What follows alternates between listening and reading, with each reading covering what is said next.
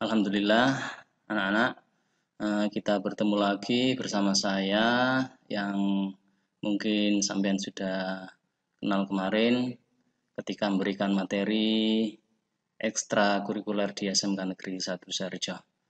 Anak-anak, seluruh peserta MPLS SMK Negeri 1 Sarejo secara daring, mari kita pada saat ini mengucapkan Alhamdulillahirrabbilalamin atas segala nikmat yang diberikan Allah kepada kita, baik itu berupa kesehatan atau berupa keimanan dan juga kekuatan Islam, sehingga dalam kondisi pandemi seperti ini kita masih diberikan banyak sekali kenikmatan. Semoga pandemi ini segera berakhir dan kita bisa bertatap muka secara langsung di SMK Negeri 1 Sarejo yang kita cintai ini.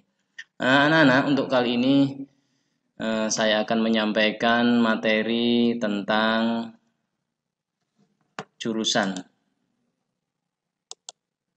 yaitu virtual tour jurusan multi atau kompetensi keahlian multimedia SMK Negeri 1 Sarejo. Nah, apa saja sih yang ada di multimedia SMK Negeri 1 Sarejo itu? Yuk kita kenalan dulu yuk sama Bapak Ibu Guru dan petugas laboratorium multimedia atau orang-orang yang terlibat di SMK jurusan multimedia SMK Negeri 1 Sarejo. Sudah ada gambarnya kan? Nah, tolong diamati wajahnya biar nanti ketika masuk sampean tidak asing lagi. Oke, yuk kita kenalan dulu sama Bapak Ibu Guru dan petugas laboratorium multimedia. Oke. Nah, yang pertama itu ada Pak Suwarno Eskom MPD. Pak Suwarno ini adalah saya sendiri. Saya saat ini diberi tugas sebagai Kepala Kompetensi Keahlian Multimedia. Nah, mata pelajaran yang saya ampu adalah yang pertama pemrograman dasar kelas 10 multimedia. Yang kedua, desain grafis percetakan kelas 11 multimedia. Kemudian yang ketiga, pengolahan audio video kelas 12 multimedia. Bagaimana? Sudah paham wajahnya? Tolong nanti ketika bertemu ditegur sapa ya. Kita beranjak ke yang nomor 2. Nah, ini ada fotonya yang tadi. Di situ ada Bu Evif Lucia Chandra, Sarjana Pendidikan. Bu Evif ini mengampu mata pelajaran yang pertama dasar desain grafis kelas 10 multimedia, kemudian sistem komputer kelas 10 multimedia, kemudian komputer dan jaringan dasar kelas 10 multimedia, dan simulasi dan komunikasi digital kelas 10 multimedia dan kelas 10 yang lainnya. Ayo diamati, dipahami, biar besok nggak lupa. Kalau sudah tahu wajahnya, lo itu Bu siapa ya? Itu adalah Bu Evif Lucia Chandra. Berikutnya siapa itu? Nah, di situ ada Bapak Muhammad Adi Askurin Baranuri, Sarjana Pendidikan. Beliau juga sebagai Kepala Bengkel atau Laboratorium Multimedia. Nah, beliau juga mengajar Mata pelajaran yang pertama, animasi 2 dimensi dan 3 dimensi, kelas 11 multimedia. Kemudian yang kedua adalah mata pelajaran multimedia interaktif kelas 12 multimedia. Ayo diamati wajahnya, biar nanti ketika bertemu tidak asing lagi. Sudah? Oke, kita lanjut yang berikutnya. Di situ ada Ibu Lailatul Nahdia, sarjana ekonomi. Beliau bertugas sebagai petugas laboratorium multimedia. Tugas beliau adalah menyiapkan segala keperluan, membantu sampean dalam praktek nanti dalam melaksanakan pelajaran yang ada di multimedia. Jadi kalau ada apa-apa yang terkait dengan praktek, yang terkait dengan peralatan, bisa berkomunikasi dengan Ibu Lailatul Nahdia. Beliau juga sekarang pekerjaannya ada di Tata Usaha SMK Negeri 1 Saharjo. Oke, ada apa sih? Ada di multimedia? Peralatan prakteknya seperti apa sih? Nah, kita di multimedia tentunya mempunyai komputer. Nanti kita perlihatkan situasi atau yang ada di ruangan multimedia. Nah, sekarang yang kita punya adalah komputer, jelas punya. Kamera syuting ada.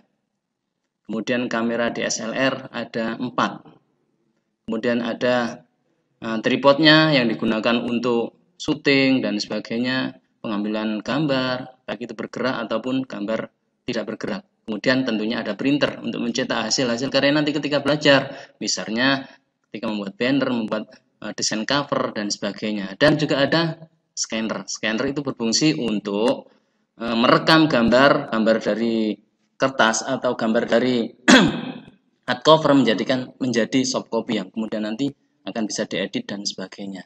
Nah, itu nanti semua alat-alat ini nanti kita kenalkan, baik itu spesifikasinya, penggunaannya, tentunya nanti ketika praktek sampean harus bisa menguasainya. Nah, bisa diamati itu. Dan selain alat itu juga masih banyak lagi alat kecil-kecil seperti kebutuhan untuk praktek dan sebagainya. Oke, kita lanjut. Nah, ini suasana belajarnya. Nah, itu adalah anak-anak yang membuat desain banner. Kemudian ini ada yang editing video. Jadi nanti mulai dari kelas 10, kelas 11, dan kelas 12 sampai membuat video. Nanti ada namanya ujian kompetensi keahlian yang seluruh siswa harus diwajibkan membuat suatu produk video. Nah, itu adalah sekilas tentang suasana belajar. Nah, kalau sudah tahu alatnya, situasi belajarnya, apa saja sih yang kira-kira dipelajari di multimedia?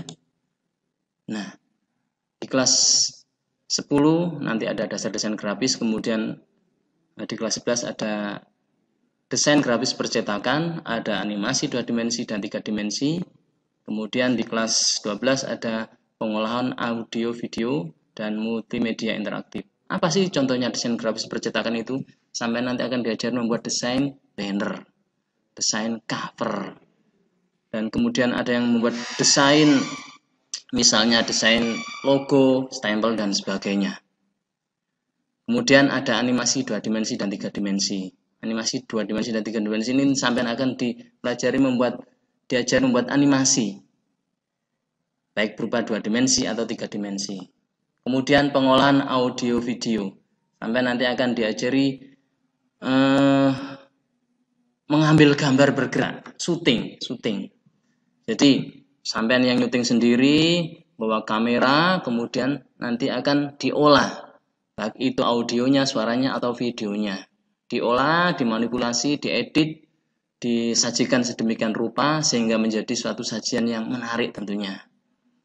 Kemudian ada multimedia interaktif. Multimedia interaktif ini contohnya seperti apa sih? Contohnya seperti media pembelajaran yang berbasis interaktif.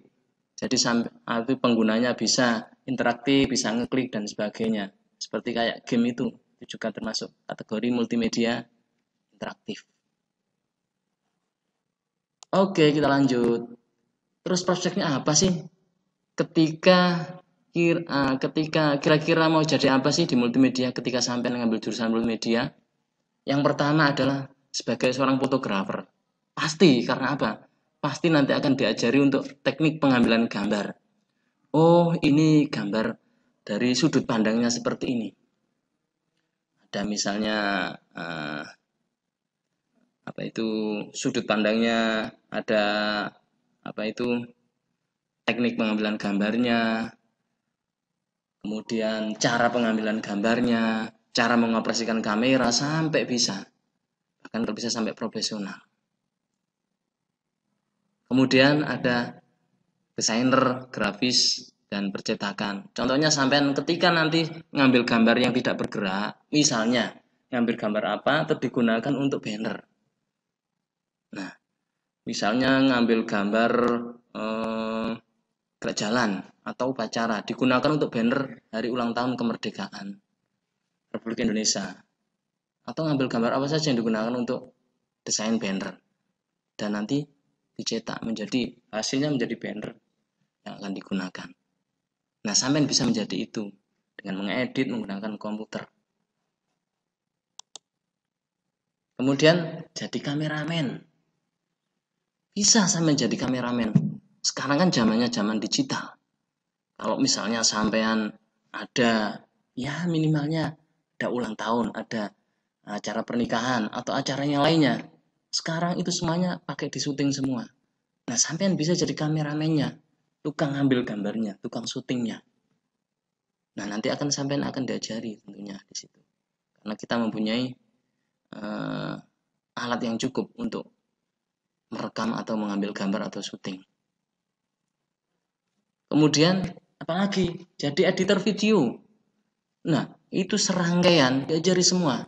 Jadi ketika ngambil syuting gambarnya, nah proses syuting itu nanti ada editing video, ada editor video. Editor itu yang pengeditnya, editing videonya. Jadi ketika syuting kok ternyata nggak sengaja ada orang lewat, atau ada hal-hal yang kira-kira kurang pantas, atau gambarnya kurang pas, warnanya kurang bagus, nanti akan diedit videonya oleh editor video itu. Jadi nanti akan manipulasi, dikasih teks, dikasih animasi, terus kemudian dikasih yang lainnya, fitur-fitur yang lainnya. Nah, terus yang berikutnya sebagai pembuat media interaktif, multimedia interaktif. Jadi sampai nanti akan diajari membuat multimedia interaktif dan bisa menjadi pembuatnya. Bisa menjadi pembuatnya. Contohnya misalnya membuat multimedia interaktif pembelajaran. Nanti akan bisa membuatnya.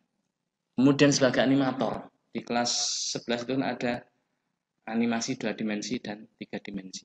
Sampai bisa memperdalam, diajari animasi. Jadi sampai semua juga berkesempatan menjadi seorang animator.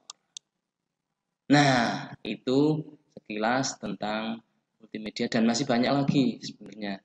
Tapi mungkin karena waktu yang terbatas di era di kondisi MPLS pandemi ini sehingga penampilannya dari jurusan hanya bisa dicukupkan di sini dan mungkin nanti setelah ini akan disusul dengan penampilan atau gambar-gambar yang dari multimedia lainnya. Itu saja dari saya. Semoga kita semua senantiasa diberikan kesehatan, sampean diberikan kesehatan, Bapak Ibu guru diberikan kesehatan, orang tua sampean juga, kedua orang tua sampean juga diberi kesehatan, dan kita bisa hidup normal seperti biasa, bisa belajar seperti biasa, datang ke sekolah, bertemu Bapak Ibu guru, dan melakukan aktivitas belajar mengajar seperti biasa. Kita berdoa semoga pandemi ini cepat berlalu dari kehidupan kita. Itu saja, ada kurangnya itu semata dari saya, dan kalau ada kelebihan itu bukan milik saya tapi milik Yang Maha Kuasa. Saya akhiri. Assalamualaikum